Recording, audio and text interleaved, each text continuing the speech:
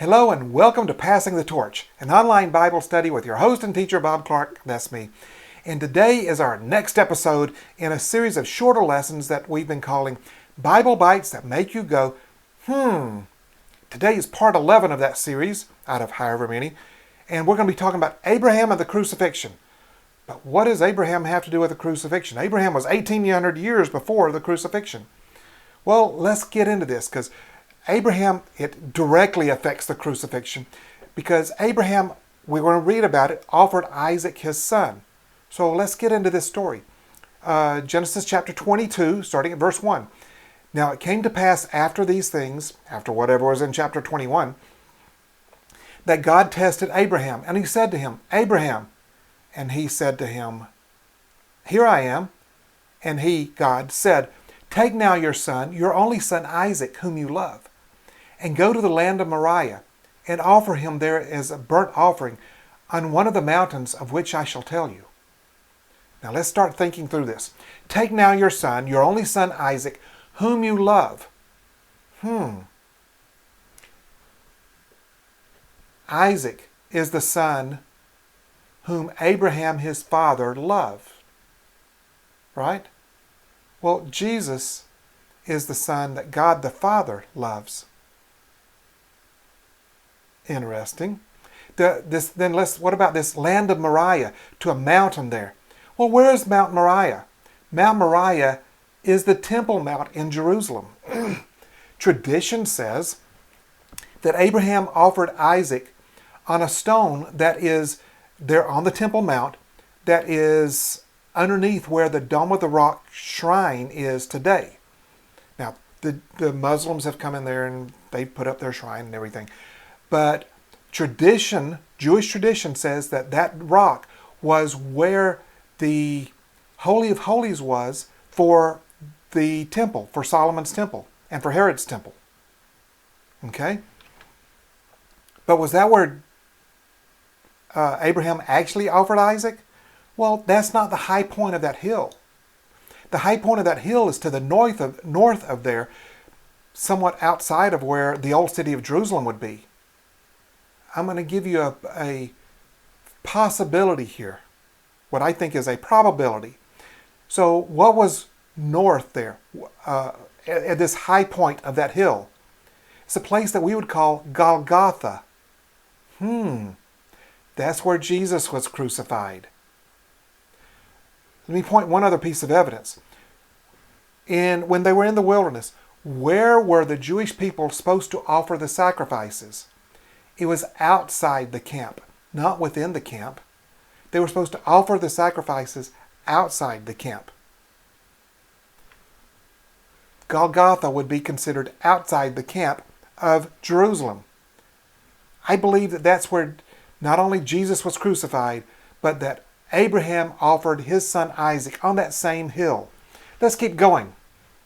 So Abraham rose early in the morning and saddled his donkey, and he took two of his young men, remember there's two of them, two of his young men with him, and Isaac his son, and he split the wood for the burnt offering, and arose and went to the place which God had told him. Then on the third day, Abraham lifted his eyes and saw the place afar off. On the third day. In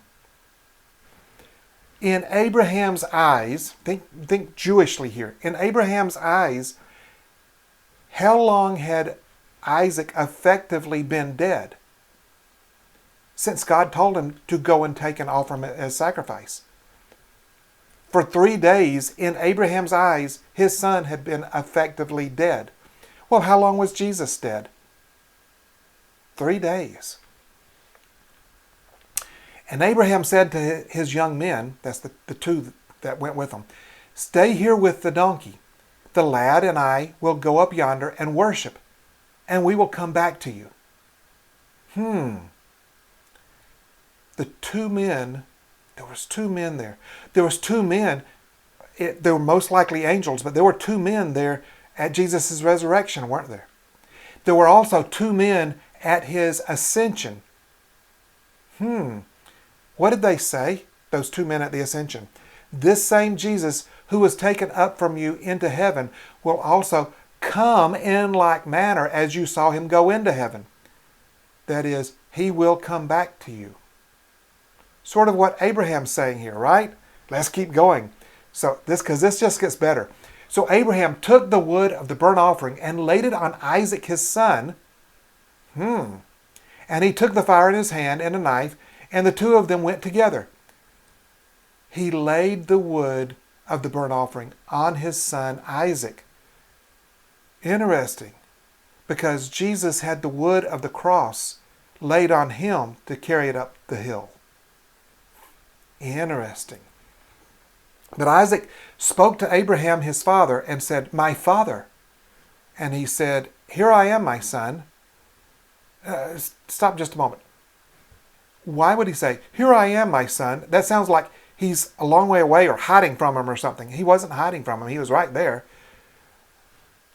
It's so that we can make the point that's going to come up here in what we're about to make. And he said, "Look, the fire and the wood, but where is the lamb for a burnt offering?" Isaac spoke to Abraham his father, who saw and answered him. Specifically, he said, "Here I am, my son." Jesus cried out on the cross, and he said, my God, why hast thou forsaken me?" In all of his life, he had referred to God as his Father. In this point, he now refers to him as my God, because he had become our sin on the cross. God the Father could not look at him at that point, because he would be looking on sin itself, and he couldn't do that. That's the reason where it says, "Why hast thou forsaken me?" In this one moment of time, God had to look away from his son. So we've been doing some comparisons. Now there's the contrast. Let's keep going. And Abraham said, "My son, God will provide for himself the lamb." Remember that word, the lamb for a burnt offering. And the two of them went together. God will provide for himself a lamb. Then they came to the place of which God had told them. And Abraham built an altar there and placed the wood in order. And he bound Isaac his son and laid him on the altar upon the wood. So Isaac was bound. Abraham had bound Isaac. This binding thing, that's why the Jewish people refer to this whole scene as the Akedah, which means the binding. There are other extra biblical accounts that we don't know if are correct or not, but they say that at this point, Isaac asked Abraham to bind him so that he wouldn't reach up and grab Abraham's hand or something in that moment. He was old enough to know what was going on. Abraham laid him on the wood. Well, Jesus was laid on the wood of the cross. So the comparison continues. Let's keep going. Genesis 22, verse starting at 10. And Abraham stretched out his hand and took the knife to slay his son. But the angel of the Lord called to him from heaven and said, "Abraham, Abraham." And he said, "Here I am." And he said, "Do not lay your hand on the lad, or do anything to him. For now I know that you fear God, seeing you have not withheld your son, your only son, from me." Okay, several things here. For one thing, the angel of the Lord. When we see the angel of the Lord, who is that? That's Jesus. Jesus is the one talking to him from heaven. And he says, "Don't lay your hand on the lad. For now I know." Does that mean that God didn't know before that? No, it doesn't. He's the God of the universe. He's outside of time. He already knew. But he needed Abraham to know.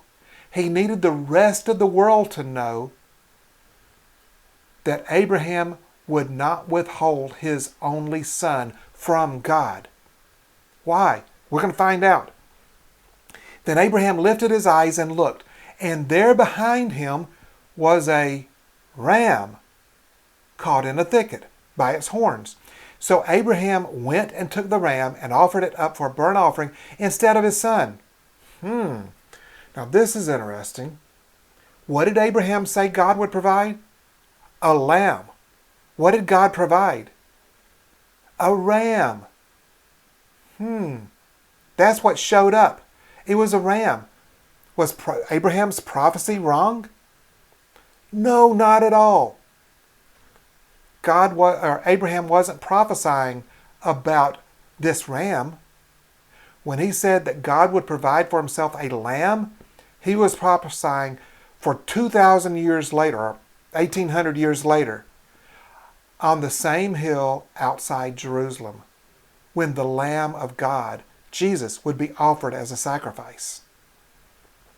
And Abraham called the name of the place, "The Lord will provide," as it is said to this day, "In the mount of the Lord it shall be provided." The Lord will provide. This is one of those places where they took one of the covenant names of God and they translated it to English. What is that covenant name? Jehovah Jireh, or Yahweh Yireh. It depends on if you pronounce that J sound as a hard J or more of a Y. But Jehovah Jireh, the Lord will provide. Verse 15, then the angel of the Lord called to Abraham a second time out of heaven and said, "By myself I have sworn, says the Lord, because you have done this thing, and have not withheld your son, your only son. In blessing I will bless you, and in multiplying I will multiply your descendants as the stars of heaven, and as the sand which is on the seashore. And your descendants shall possess the gate of their enemies. In your seed all the nations of the earth shall be blessed, because you have obeyed my voice." What's okay, so they were in covenant, right? Abraham and God were in covenant. The point of a covenant is because Abraham was willing to offer his son, God, Abraham's covenant partner, was obligated to offer his son. In God offering his son, Jesus, all the nations of the earth were blessed. You notice it said, "In your seed, all the nations of the earth shall be blessed." Who is the seed? Let's go back to Genesis 3:15. When God is talking to Satan, "I'll put enmity between you and the woman, between your seed and her seed." Who is the seed of the woman? It's Jesus. When God said, "In your seed," specifically he's talking about Jesus. And in Jesus, all the nations of the earth shall be blessed. So Abraham returned to his young men, and they rose and went together to Beersheba. And Abraham dwelt at Beersheba. I'm pronouncing English. Beersheba. Okay, I think that's closer to the real Hebrew. So, although Isaac, the son, most likely comes down the hill with his dad, with his father, it didn't say that, did he? It said, so Abraham returned to his young men. Where's Isaac? It didn't say anything about Isaac. It's not that Isaac didn't come down the mountain. It's that the text specifically did not say that Isaac came down. Isaac doesn't show up in the text until 2 chapters later when he marries his bride. Who's the bride of Christ? One last detail in this. We get the idea that Isaac was this young boy, maybe at most 12 years old. No, he was in his early 30s. How old was Jesus when he went to the cross? He was 33. I'm going to make a very strong suggestion. Isaac was 33 years old. He knew what was going on. He willingly did that. Jesus willingly sacrificed himself for us. So I think this is just so cool, this compare and contrast. What Abraham did with Isaac, what God did with his son Jesus. It's the reason that we are still here. And with that, there's Bible Bytes that make you go, We'll see you next time on Passing the Torch. So long.